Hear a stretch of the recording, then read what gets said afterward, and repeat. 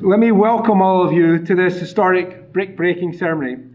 Today we welcome current students, faculty, staff, alumni, and a few lead donors who share the vision to provide a modern, flexible, state-of-the-art space for laboratory instruction.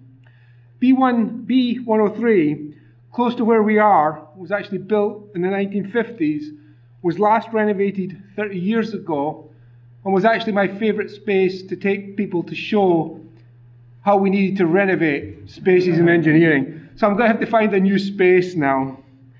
But with this transformational construction, we will be able to safely increase our student capacity in the labs and develop space for modern, industrial-sized equipment.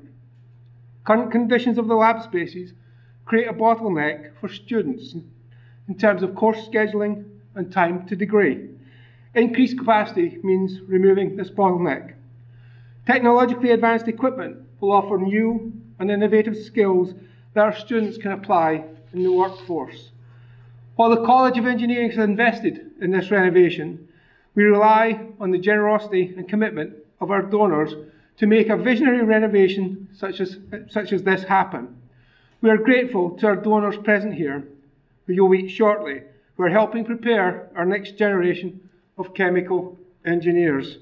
So now let me introduce Eric Schuster, the Byron Bird Department Chair of Chemical and Biological Engineering. Eric?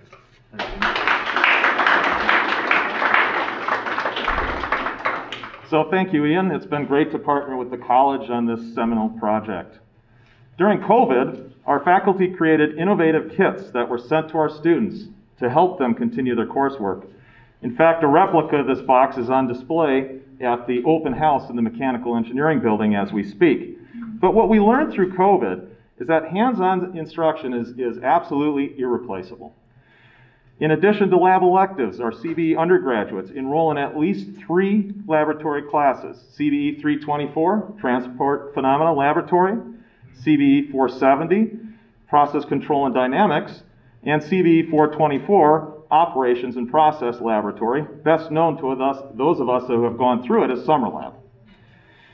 In fact, I can still remember my time in Summer Lab, and you might hear the intake of air, and it's not just the mask, because it was a tough challenge, and I still get cold chills when I come down here into the basement. But in all seriousness, it was so much fun to apply what we learned in the classroom and do that in a laboratory setting, have open-ended informal experiments, and build camaraderie with faculty and classmates. I just ask that after this today, you don't go look in the Summer Lab photo archives to find my photo. Although I think the fashion back then is now coming back full circle. I've also heard from industry leaders and alumni who have spoken highly of the transformative challenges of the Summer Lab. They've spoken about how this course helped them excel in their own careers, from both the experiments they performed, the skills they learned from working with their lab partners, and the building of teams. So at this time, please let me introduce some of our lead donors for this project. We are grateful for the gifts and commitment of our CBE alumni, such as Beth Barron-Scott-Koenigs, Matt Koenigs, and Don Baldovin, who were able to join us today. Other notable alumni and friends of the department, John Kudemeyer, Dwayne and Dorothy Bloomkey, and Mike and Ginny Conway, are unable to join us today. These are alumni who have experienced this laboratory course, and they always talk about the career-building skills they learned from Summer Lab. So we'd love to hear from our donors at this point. I'll start first by giving some remarks for John Kudemeyer. On behalf of John, I would like to read his remarks. So, Summer Lab was a very significant segment in my earning of a chemical engineering degree at UW. Knowledge gained in the Summer Lab provides a working path to the actual realities of the chemical industry for CBE graduates. So that's John's comments. If I could invite Beth and Matt to come up with any remarks they might have. Thank you, Eric. So Beth and I have a unique story. We actually met in Transport Phenomena Lab. At the time, they went around the room and counted to 6. We're both 2s. Right? So 42 years ago, we were in the room next door. I ended up having the pleasure of surviving lab with my current wife, and we still talk to each other, had great careers together. So it tells you some of those challenges that Ian and Eric talked about certainly teach you skills beyond just the engineering, right? I also had the pleasure of actually teaching a session of transport lab next door. So I'm a little disappointed the chalkboard I had to use is gone, but it's good we renovated 30 years ago, but not 40 years ago. So we think it's wonderful that the university can advance this space so that the practical training can become world-class. I think it's well overdue, and that's why we wanted to recognize what the university gave to us in chemical engineering and allowed us to have great careers with our degrees, and we certainly hope the next few generations can benefit from a completely refreshed and modernized lab next door and around us. Thank you.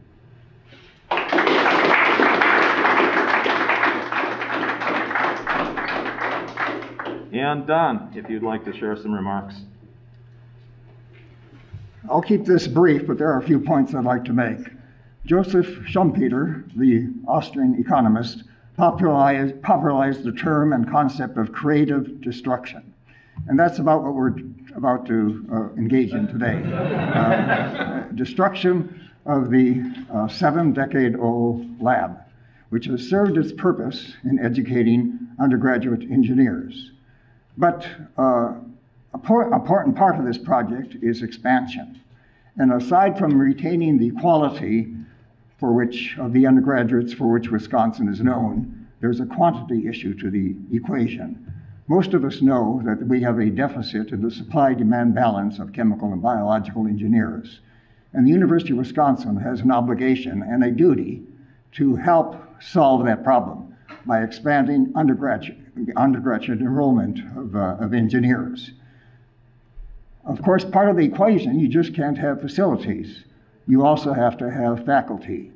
And the faculty in the department has never yet been able to attain the level that is set forth in their strategic plan because of unfortunate losses to other eminent institutions, Chicago, Santa Barbara, Cornell, and most recently, Princeton. And through a very effective and active recruiting program, they've been able to replace those spots with newly minted professors, postdocs in their first teaching careers. And to add to that, of course, we should also try to react and respond to the pirating of the faculty that has gone on with Wisconsin, and somehow give back to the other universities in terms of getting some of their experienced faculty to replace some of the experience that we've lost here. So finally, I'm very appreciative of being given the opportunity today to start the creative destruction of this lab and replacement with a new, modernized, and expanded facility. Thank you.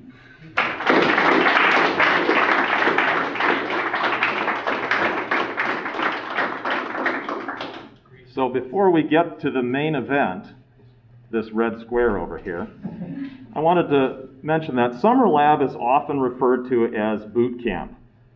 But you didn't hear that from me, okay? It's definitely a boots on the ground experience. Projects like these just don't happen. It happens with dedicated people with boots on the ground. So I'd also like to recognize former R. Byron Bird Department Chair Regina Murphy and Professor Brian Flegger for their tireless work with this project.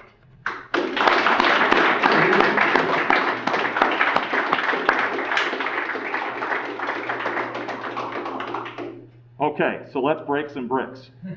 So first we're going to call up Beth. Safety glasses, helmet. There's no pressure, Beth. And we're going to count down as a group. I need to come on this side because I'm right-handed. If you wanted to take your mask off for pictures. And so if we can help Beth here in a minute count down from 3, whenever she's ready. Ready? Okay. 3, 2, 1.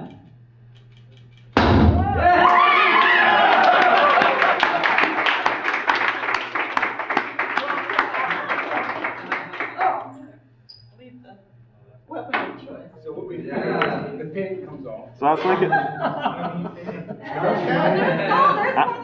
did more than paint. That's a real hole.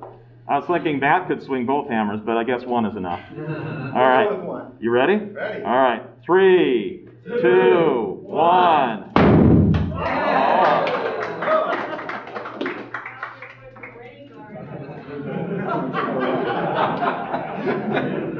Don, if you wanted to take your mask off for pictures while we do this, that would be fine. I can hold on to it if you'd like.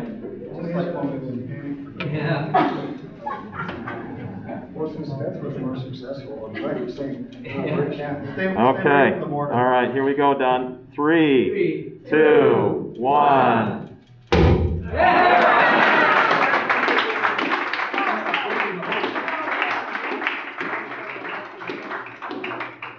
All right, and we're not quite done yet. Regina, can you please step up and grab your safety equipment?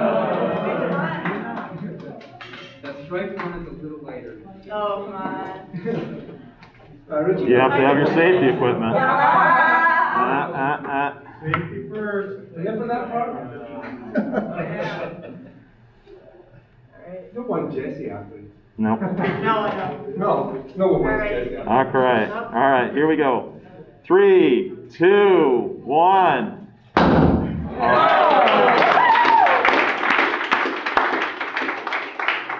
And we have one more helmet and glasses for Brian. I expect the wall to come down on this one. The honor to the person who's taught more students and more sessions of this course than anyone, since I honestly haven't taught a single session. So I'd like to pass the baton to Raphael. All right, Raphael.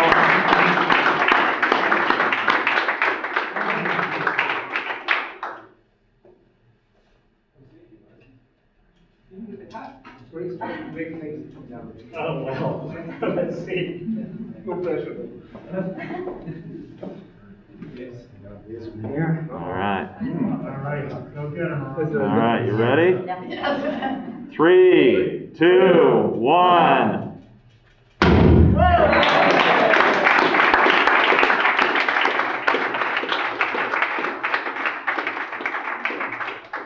All right, well, the asbestos settles here. Thank you, everybody, for attending. We'd like to invite anyone who would like to join us to come see 2 of our latest laboratory renovations. These are the Gebbe and Schreier labs just above us on the 2nd floor. If you're not into joining us for that, please join us over for the campaign celebration event over in mechanical engineering. I think the dean will have some more remarks around 4 p.m. there. So thank you very much for coming, and thank you again to our donors.